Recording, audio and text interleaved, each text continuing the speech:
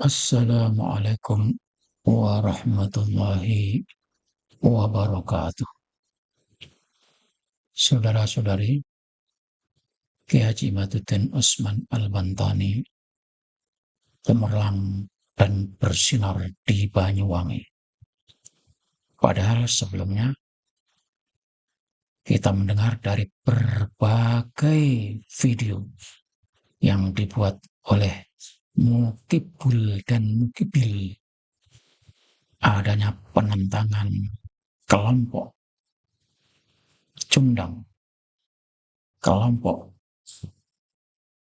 Jongos, kelompok budak para Habib yang mencoba menghalang-halangi, menolak kehadiran Kiai Haji Imaduddin Usman Al-Bantani dan Kiai Haji Nurul Alam Al-Bantani. Bahkan mereka sempat mengirimkan surat beraudien kepada Kapolres. Walaupun memang Kapolres mempertemukan kedua kelompok, tapi acara tetap berjalan.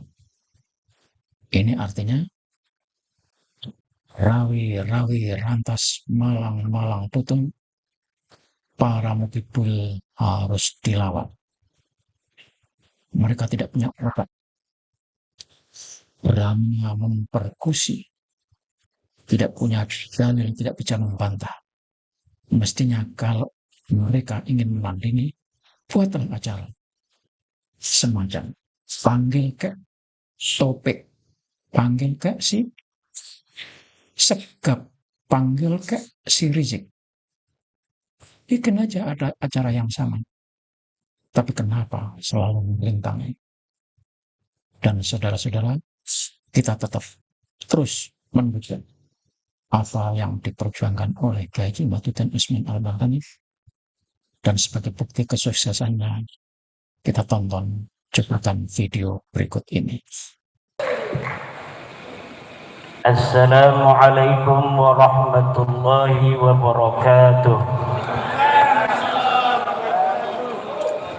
Alhamdulillahil malikil hakim, al-jawadil karimil azizir rahim, fattariqu ilaihi wadihun lil qasidin, waddalilu alaihi laihun lin nadhirin.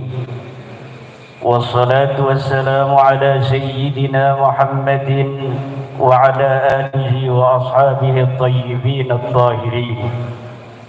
يا حي يا قيوم يا حنان يا منان يا ديان يا سلطان يا ذا الجلال والإكرام.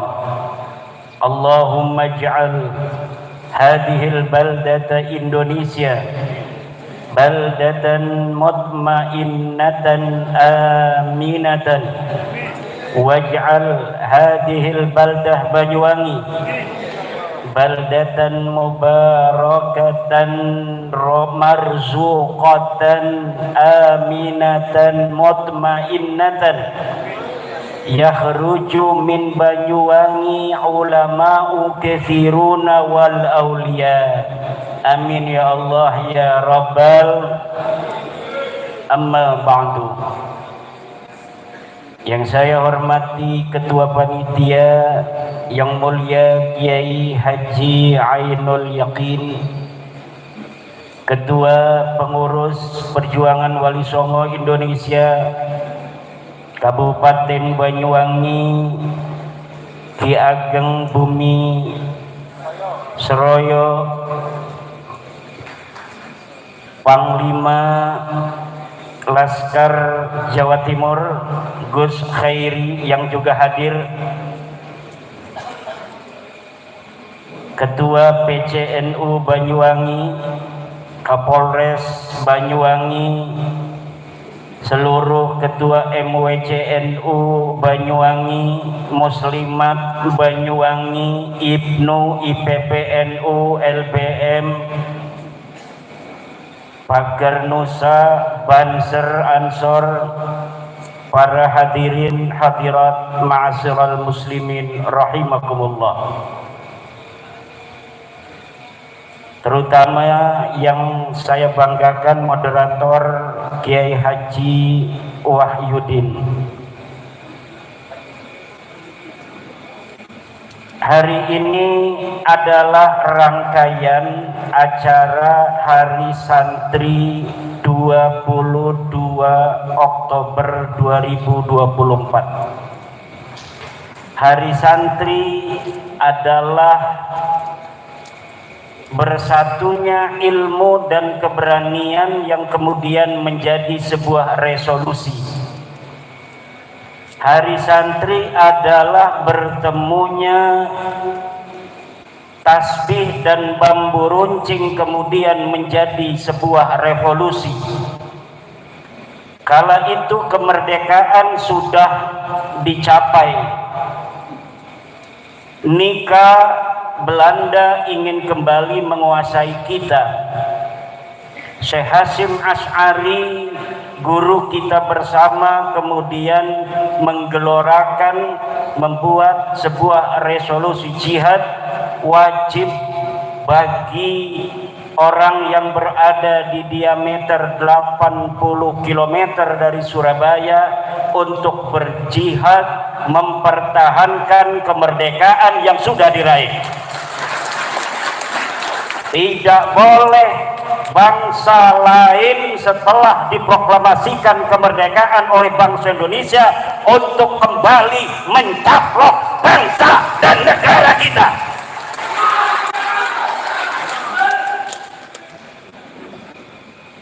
Tanpa tanggal 22 Oktober 1945, tidak ada 10 November 1945 di mana arek-arek Surabaya dan sekitarnya, Bondowoso, Malang, Banyuwangi, Jember, Probolinggo, Situbondo, 20.000 yang mati mempertahankan negara kesatuan Republik Indonesia.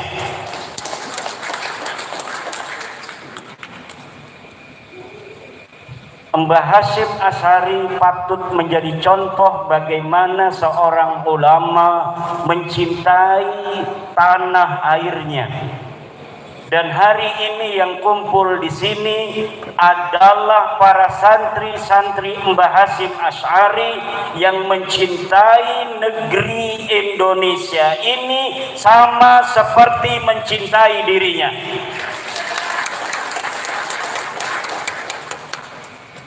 Negeri yang kaya raya Indonesia dari Sabang sampai Merauke tidak boleh dibiarkan kembali ke masa di mana dulu leluhur-leluhur kita 200 tahun diadu domba oleh VOC Belanda. 10 tahun kita dijajah oleh Perancis Belanda, 5 tahun kita dijajah oleh Inggris Belanda, 124 tahun dijajah oleh Belanda sendiri, 2 tahun setengah kemudian dijajah oleh Jepang. Kemerdekaan yang kemudian kita raih dengan nyawa para pahlawan ini, di mana kemerdekaan Republik Indonesia bukanlah hadiah dari Jepang, bukan hadiah melalui perundingan, tetapi kemerdekaan yang diraih oleh darah para tentara-tentara Republik Indonesia. Oleh karena itu, cinta tanah air ini merefleksi kepada kita yang hadir hari ini, di mana kita mencintai negara kesatuan Republik Indonesia ini seluruhnya, dari tanahnya, dari airnya, dari udaranya, dari apa yang ada di dalam tanahnya, dari peradabannya, dari sejarahnya, dari kemanusiaan yang adil dan beradab. Tidak boleh di Indonesia ini ada orang yang paling merasa berjasa terhadap Indonesia di atas yang lainnya. Kita suku bangsa yang banyak dari Sabang sampai Merauke. Agama kita 6 agama, kebudayaan kita berbeda-beda, tapi kita satu bangsa Indonesia yang harus bersatu menghadapi segala macam tantangan dan rintangan untuk menggapai kesejahteraan umum, peradaban dunia, dan kecerdasan bagi anak-anak kita. Oleh karena itu, ketika ada orang-orang yang bukan berasal dari bangsa Indonesia merasa dirinya lebih tinggi di atas bangsa Indonesia yang telah mengorbankan nyawanya, darahnya, keringatnya, hartanya, maka ini kita tidak boleh biarkan. Kita harus luruskan kembali kesejarahan. Tidak boleh ada orang yang menulis sejarah semau sendiri, kemudian dia mengklaim kesejarahan itu, di mana manfaat dan semua upaya yang dilakukan oleh manusia-manusia leluhur-leluhur kita masa lalu untuk menggapai kemerdekaan ini seakan-akan hanya dia yang berperan. Ini yang harus kita berikan dulu agar kita mengerti bahwa bab nasab itu tidak hanya berkaitan dengan nasab sebuah klan tertentu, tetapi juga berkaitan dengan bagaimana bangsa Indonesia menjaga dan mencintai sejarah dan peradabannya. Realitas bangsa Indonesia yang berbangsa-bangsa bersuku-suku, ketika merdeka 45 kita adalah saudara. Berbedanya agama, suku bangsa, ada orang Sunda, ada orang Jawa, ada orang Bali, ada orang Kalimantan, ada orang Aceh. Semuanya di mata NKRI adalah sama, di mata Pancasila adalah sama, mempunyai hak dan kewajiban yang sama sebagai bangsa di dalam negara kesatuan Republik Indonesia. Setuju? Setuju? Siapa kita? Indonesia. Siapa kita? Siapa kita? Indonesia. NKRI, Harga mati. Pancasila, Jaya. Nusantara, milik kita. Nusantara, Milik kita. Nusantara, Milik kita. Nusantara. Milik kita.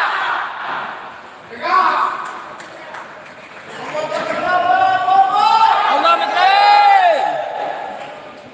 Lalu terkait tugas saya, ini saya diundang bukan untuk orasi. Itu tadi nggak dihitung ya. Tadi udah dihitung belum waktunya?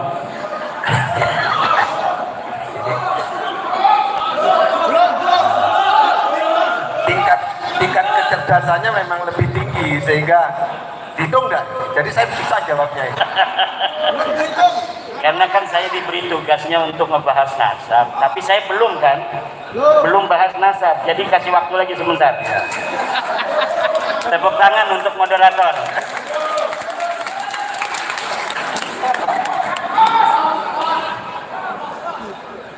Kita ini saudara.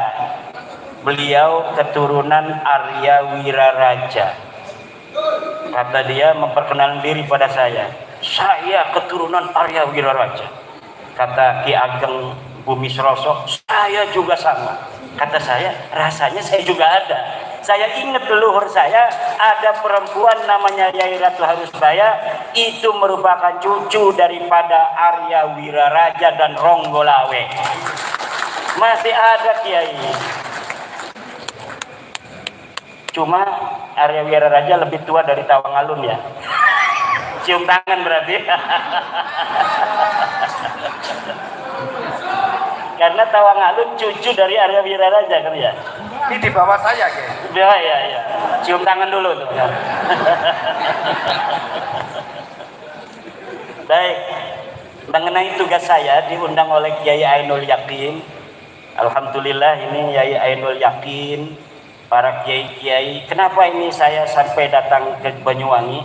karena ada video-video dari Kiai Banyuwangi yang 30 detik dikirimkan ke HP saya, kemudian mengatakan kami Kiai Banyuwangi ingin Kiai Imah datang memberi pencerahan di Banyuwangi.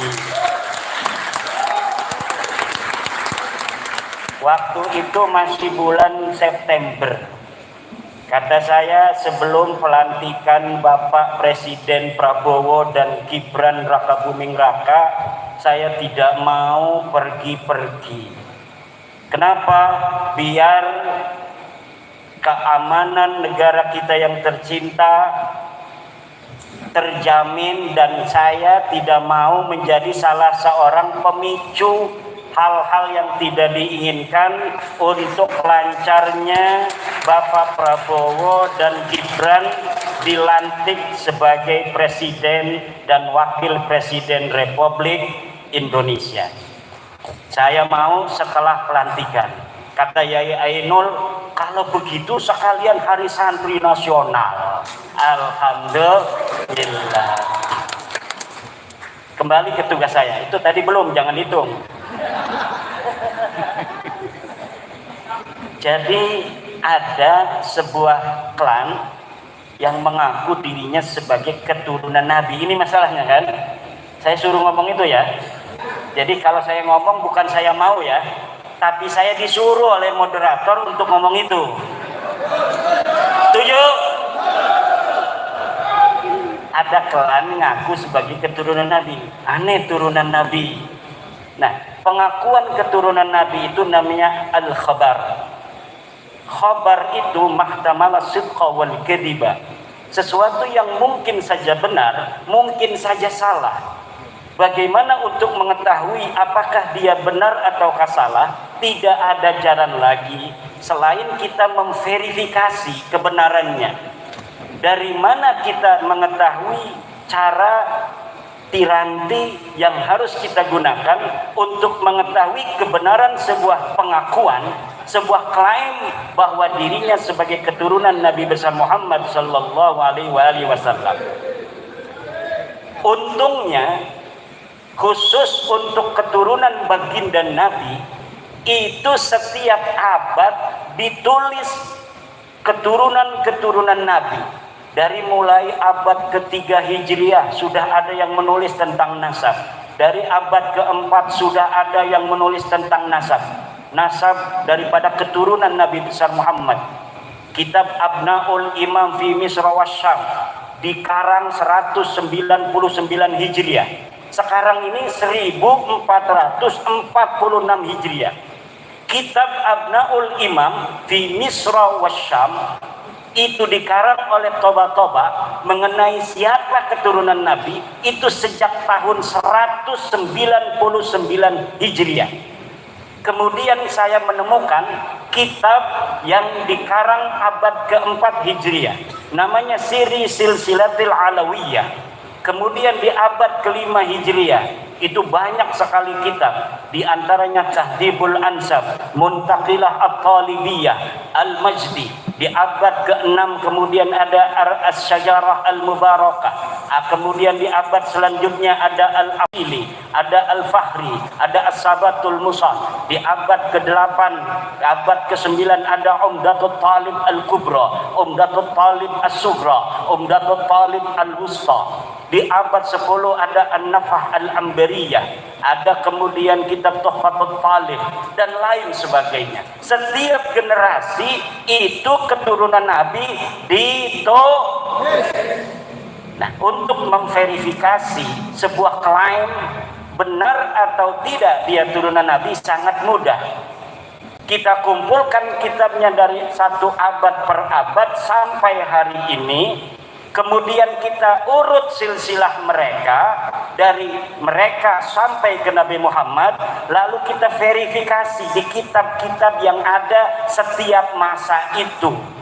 Ternyata pengakuan klan Habib Ba'alawi di Indonesia ini mentok di abad ke-9 Hijriah, tidak dicatat lagi, terputus tidak nyampe kepada baginda Nabi besar Muhammad sallallahu alaihi wasallam.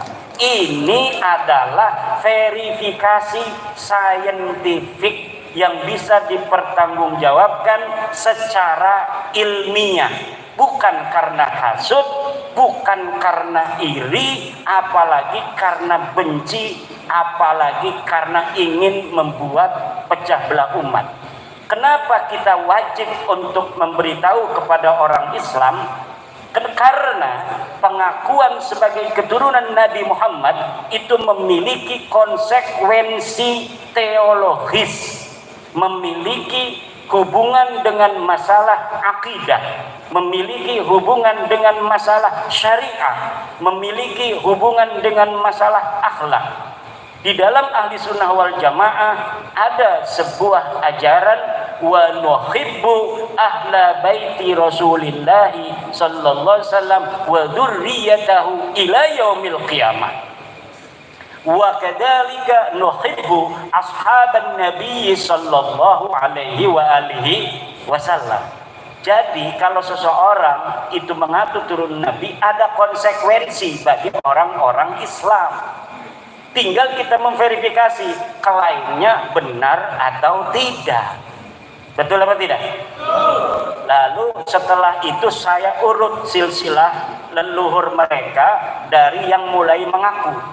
Yang mulai mengaku ada di abad 9. Namanya Ali bin Abu Bakar As-Sakran yang menulis kitab dalam masalah tasawuf namanya Al-Burqatul Musyiqah. Dia wafat 895 Hijriah, menulis kitab bahwa silsilah mereka kepada Nabi adalah Ali bin Abu Bakar bin Abdurrahman bin Muhammad Maula Dawilah bin Ali Al-Ghayyur bin Ali Sahibud Darah bin Muhammad Faqih Muqaddam bin Ali bin Muhammad Sahib Mirbat bin Alwi bin Muhammad bin Alwi bin Ubaidillah bin Ahmad bin Isa. Ini Ahmad bin Isa terverifikasi sebagai keturunan Nabi. Dan setelah saya lihat Ahmad bin Isa terverifikasi di dalam kitab nasab sebagai keturunan Nabi, saya lihat anaknya ada berapa? Anaknya cuma ada 3. Muhammad, Ali, dan Husain. Tidak punya anak namanya Ubaid. Maka karena di dalam kitab-kitab nasab yang sudah dicatat, tidak ada satu kitab nasab pun yang mengatakan bahwa Ahmad bin Isa punya anak Ubaid, maka pengakuan ini Ahmad bin Isa adalah di tahun 345 Hijriah. Diakunya setelah 550 tahun 895 Hijriah. Ada keterputusan historis selama 550 tahun. Tidak terverifikasi pengakuan Ali As-Sakran di abad ke-9 itu yang mengatakan dia keturunan Nabi melalui seseorang yang bernama Ubaid bin Ahmad bin Isa. Kenapa? Karena terverifikasi, tervalidasi bahwa Ahmad bin Isa sama sekali tidak punya anak namanya Ubaid. Dengan begitu, maka secara ilmu nasab, nasab para habaib di Indonesia ini adalah nasabun batilun mardudun maudun munqati'un.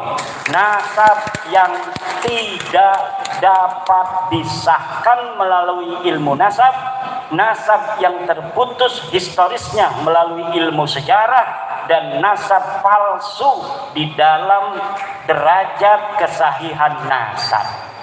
Tidak bisa ditolong lagi. Lah kesing bisa nolong. Pokoknya nasab iki wis dudu nasab putune Nabi. Lamun putune Nabi sing asli iku setiap masa terverifikasi ing dalam kitab-kitab masing-masing. Misalkan iki putune Tawangalun, dideleng kitabe ono, iki putune Tawangalun. Tawangalun putune wong Agung Wilis ya. Apa kebalik? Oh, Agung Wilis adalah cucu dari Tawangalun Wiraraja. Itu ada di sejarahnya. Kenapa tuh Bagus Bogi tadi bisa mengatakan bahwa kami dari Banten juga keturunan Banyuwangi? Ada buku sejarahnya. Lalu kaum habaib yang aku turunan Nabi, sejarahnya mana? Saya minta, nggak ada. Dari mulai abad 9 memang kitabnya ratusan. Karena mulai mengaku itu abad 9. Dari abad 9 sampai sekarang ditulis ratusan kitab. Berapapun jumlah kitab itu ditulis, kalau mentok di abad 9 tidak terverifikasi di abad selanjutnya, bahwa kitab yang mulai mengaku tidak sesuai isinya dengan naskah-naskah primer, dengan sumber-sumber primer, maka semua pengakuan itu menurut ilmu nasab adalah pengakuan hadisah, pengakuan baru yang tidak dapat dipertanggungjawabkan secara ilmiah. Terima kasih. Saya baru pegang mic sudah terima kasih. Padahal mic-nya ya, mau saya betulkan maksudnya. Beliau keturunan Wiraraja. Adipati Arya Wiraraja dari Pamekasan. Jadi beliau Tawangalunnya. Ya.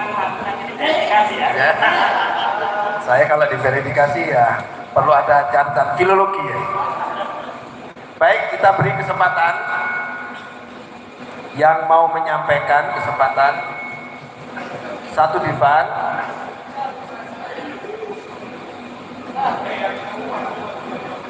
Dua. Oh banyak ya. Ya sedikit-sedikit ya.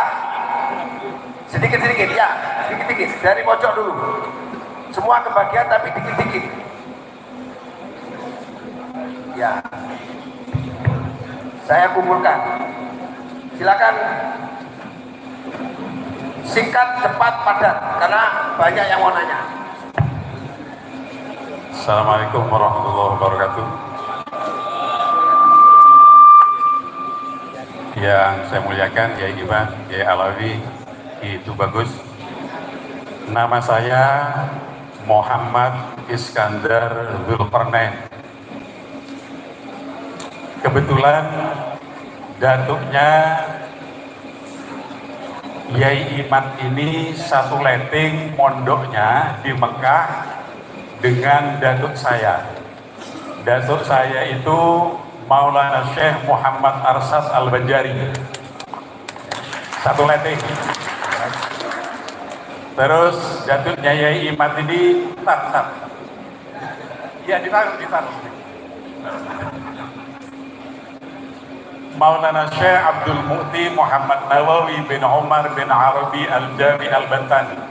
Ketika masih muda seperti Kiai Iman, beliau itu sudah diberi gelar oleh ulama-ulama Hijaz, Sayyidu Ulama Il-Hijaz. Tepuk tangan untuk Kiai Iman. Yang kedua, Yai, saya ini Dai Kamtibmas Polresta Banyuwangi. Per bulan Desember tahun ini grade-nya naik, insya Allah jadi Dai Kamtibmas Polda Jatim. Ini benar ini, bukan ngarang. Saya ingin nanya nanti kepada Yai Alawi, karena ini seminar ilmiah sejarah ulama Nusantara. Saya ingin nanya kepada Yai Alawi, apa sejarah itu? Saya ingin nanya kepada Yai Imat, siapa ulama itu? Saya ingin nanya kepada Kitu Bagus Mogi, apa Nusantara itu? Wes cukup dong. Satu, yang terakhir. Sejarah. Saya nanya ya. Untuk Yai Alawi, sejarah itu apa? Untuk Yai Imat, ulama itu siapa? Untuk Kitu Bagus Mogi, Nusantara itu apa? Terakhir, Yai Alawi tadi mengatakan yang salah itu bukan Yai Imat. Kok yang disalahkan itu selalu Yai Imat? Dalam Al-Quran, surah An-Nisa ayat 112, jangan khawatir ya. wa may yaksib khati'atan aw isman summa yarmi bihi bari'an faqad ihtamala buhtanan wa isman mubina. Jadi yang salah mereka, tapi yang dikambing hitamkan itu Yai Imad. Jadi itu namanya kambing hitam. Kambing hitam itu sudah ditulis dalam Al-Quran. Makanya saya yakin Yai Imad itu adalah kelompok yang benar. Tepuk tangan untuk Yai Imad. Yang terakhir. Yang terakhir, Yai Imad jangan khawatir. Karena membaca sejarah itu perintah Allah. Satu-satunya perintah yang diapit dengan lafal ittaqullah hanya perintah membaca sejarah. Dalam surah Al-Hasyr Allah berfirman, ya ayyuhalladzina amanu taqullaha wal tanzur nafsum ma qaddamat lighad wattaqullah innallaha khabirum bima ta'malun. Maulana Syekh Muhammad Haqqin Nazili dalam Kitab Khazinatul Asar, beliau mengatakan, santai, cukup ya. Mengapa perintah membaca sejarah itu diapit dengan lafal ittaqullah? Karena sejarah itu mudah ditambah, mudah dikurangi, mudah diputar balikkan. Oleh sebab itu kita doakan Yai Imad panjang umur. Amin. Wassalamualaikum warahmatullahi wabarakatuh. Terima kasih atas waktunya. Singkat ya. Iya. Saya sama. Karena banyak. Kalau satu, tak kasih waktu banyak. Nama Abu Manani, statusnya sama, Dai Kamtibmas Polresta Kabupaten Banyuwangi. Saya perlu pemaparan lebih spesifik korelasi antara ruwatul atau rijalul hadis dengan ruwatul nasab atau rijalul nasab. Kalau di dalam rijalul hadis itu meliputi mattasola isnaduhu, sanadnya muttasil, walam yusad walam yu'al, tidak kemasukan kejanggalan, tidak kemasukan ilat atau cacat, yarwi adlun dhabitun amithlihi, rawinya itu harus cerdas baik itu sodron au kitaban, begitu mendengarkan hadis langsung hafal atau dicatat, catatannya sesuai dengan hafalannya, wa mutamadun andobtihi wa namlihi, dan memiliki kredibilitas hafalannya serta catatannya. Mohon paparan korelasi antara rijalul hadis dengan rijalul nasab secara spesifik, rinci tapi singkat. Sampun. Assalamualaikum warahmatullahi wabarakatuh. Tolong tidak langsung maju sendiri biar saya yang nunjuk. Ya, sedikit ya. Setelah ini Mas Yunus. Terima kasih. Yang lain tenang. Ya, saya sudah dapat izin dari Yai Imad. Pokoknya dikit-dikit. Siap. Nama saya Khalil Abdul Ghani. Karena konteks seminar ini ada berawal dari kajian tesis Kiai Imad. Kiai Imad tadi sudah menyampaikan nasab itu berhubungan dengan akidah, syariat, bahkan akhlak. Dalam konteks sebagai warga negara, kalau ini masih dikemas sebagai kajian karena tesis ini belum ada antitesisnya, ini masuk sudah ranah penistaan agama. Jadi Kiai Imad wajib melaporkan kepada pihak yang berwajib, khususnya kepolisian, untuk menindak tegas karena ini sudah penistaan terhadap Rasulullah, terhadap Al-Quran. Karena pernah ada, ini salah satu Habib yang kebetulan Ketua Rabithah Alawiyah mengatakan dalam satu tayangan video, mengatakan ketika kita ikut Al-Quran tapi tidak ikut Habib, ini sesat. Lah ini bukti nyata penistaan terhadap agama Islam. Cukup. Poinnya sudah dapat. Sebentar, Sudah dapat poinnya. belum poin, ini masih poinnya nanti. Makanya saya ingin untuk Kiai Alawi juga itu bagus melengkapi kajian tentang pelaporan, karena ini menurut kajian perspektif hukum sudah penistaan terhadap agama dan penistaan kepada Republik Indonesia. Wajib ditindak tegas secara hukum. Terima kasih. Oke. Yang sebelah timur ada? tiba-tiba masuk ke sini soalnya. Ya, silakan Pak Yunus. Ayo Pak Yunus.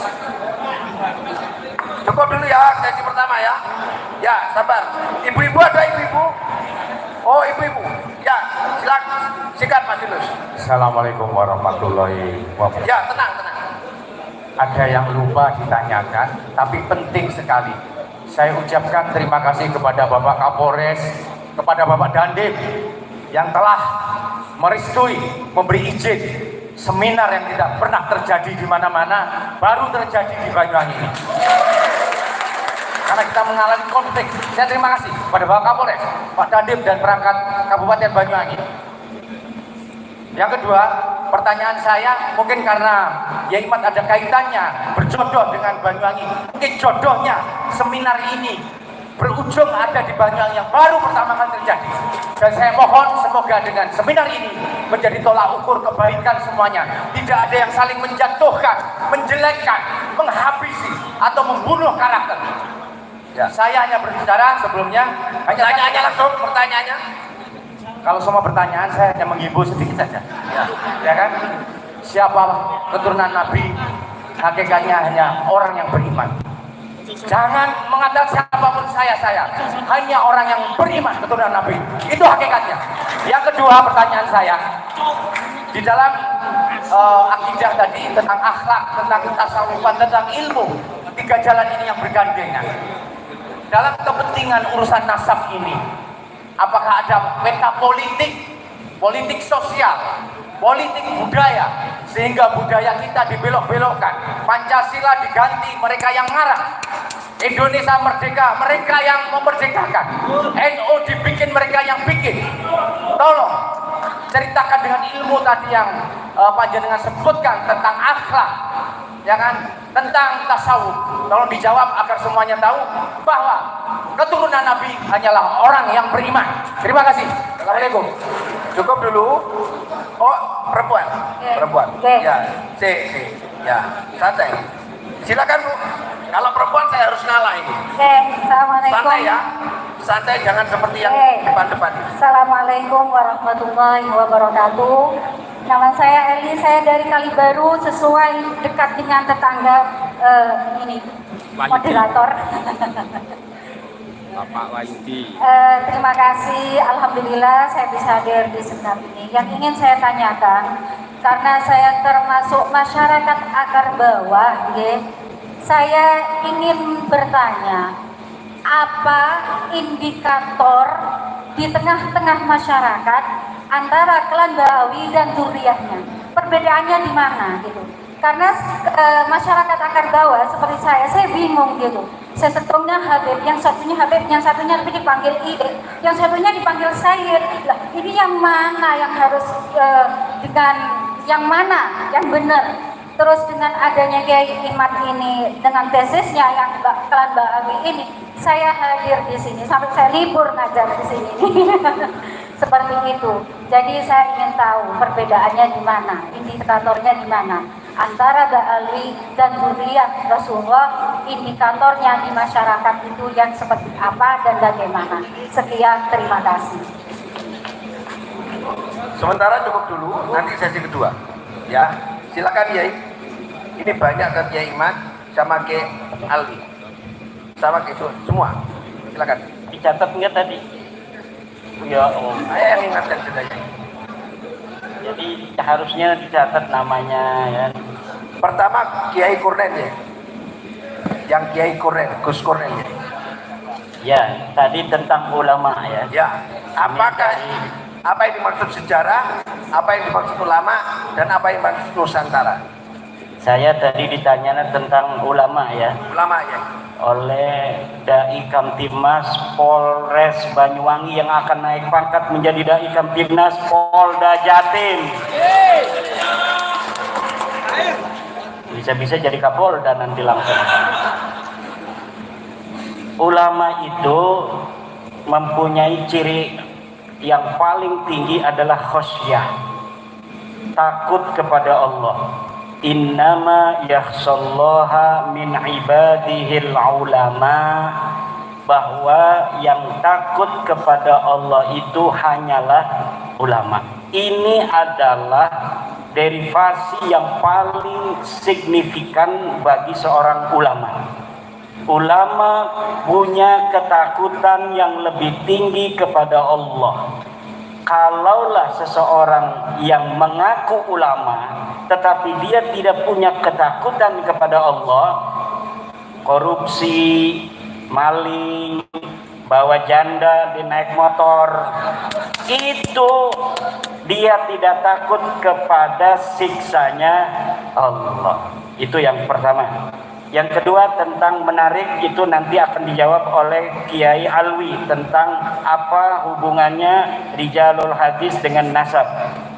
Saya akan tanggapi ibunda dari Kalibaru ya. Itu apa bedanya antara Ba'lawi dan turunan Nabi? Turunan Nabi yang terverifikasi, dia mengaku turunan Nabi, kemudian dia terverifikasi setiap nama-nama ini sesuai dengan kitab-kitab nasab, itulah keturunan Nabi asli. Kalau Habib ini, Ba'lawi, itu sudah saya teliti, tidak matching, tidak terverifikasi, nama-nama yang mereka sebutkan itu tidak nyambung kepada baginda Nabi besar Muhammad sallallahu alaihi wasallam. Lalu apakah ada di Indonesia ini? Ya, keturunan Wali Songo itu keturunan baginda Nabi besar Muhammad sallallahu alaihi wasallam. Cuma saya belum melakukan penelitian yang mendalam sebagaimana saya melakukan penelitian terhadap nasabnya Ba'lawi. Juga ada nasab-nasab keturunan Nabi yang lain seperti Basyaiban Al-Idrisi, Sayyid Zulfikar dari Aceh, Bani Qatadah, dari Al-Kusasi di Aceh. Itu semuanya mempunyai riwayat sebagai keturunan Nabi besar Muhammad sallallahu alaihi wasallam. Tetapi mereka kebanyakan tidak mengaku-ngaku sebagai keturunan Nabi. Jadi dalam kehidupan sehari-hari mereka biasa-biasa saja. Bahkan menjunjung tinggi persamaan derajat antar manusia, di mana menurut keturunan Wali Songo, siapa yang paling bertakwa dialah yang paling mulia di hadapan Allah Subhanahu wa ta'ala. Apakah dia adalah tukang beca, apakah dia tukang kolektor, petani, tukang pala, kalau dia bertakwa kepada Allah, semakin tinggi takwanya, maka semakin tinggi mulianya dia di hadapan Allah Subhanahu wa ta'ala. Walau dia ngaku keturunan Wali Songo, kalau dia tidak punya ilmu, ini anak keturunan Ken Arok, dia punya ilmu, baca kitab Fathul Mu'in bisa, maka keturunan Sunan Giri Ainul Yakin harus cium tangan kepada turunan Ken Arok. Itu ajaran Wali Songo dari zaman dulu. Maka Wali Songo keturunannya bikin pesantren. Banyak santri-santri dari berbagai kalangan kemudian mondok. Pinter, dia bikin pesantren, suruh gurunya. Nanti anaknya kiai turunan Wali Songo ini dipesantrenkan kepada muridnya itu yang bukan keturunan Wali Songo. Kenapa? Dalam ajaran Wali Songo tidak ada ajaran nasab lebih tinggi daripada ilmu. Keturunan yang baik memang ada sisi positif, membawa secara genetik seseorang kemungkinan akan berpotensi yang sama seperti keturunannya ke atas. Tetapi itu tidak jaminan. Yang menjadi jaminan adalah kerja keras dan prestasi. Siapa yang bekerja keras, siapa yang berprestasi, kemudian dia bermanfaat bagi banyak orang, semakin dia bermanfaat bagi orang lain, maka dia semakin tinggi derajatnya di hadapan manusia dan di hadapan Allah Subhanahu wa ta'ala. Ini ajaran Islam, ini ajaran Wali Songo, ini adalah ajaran Pancasila, kemanusiaan yang adil dan beradab. Demikian. Apalagi? Sudah terjawab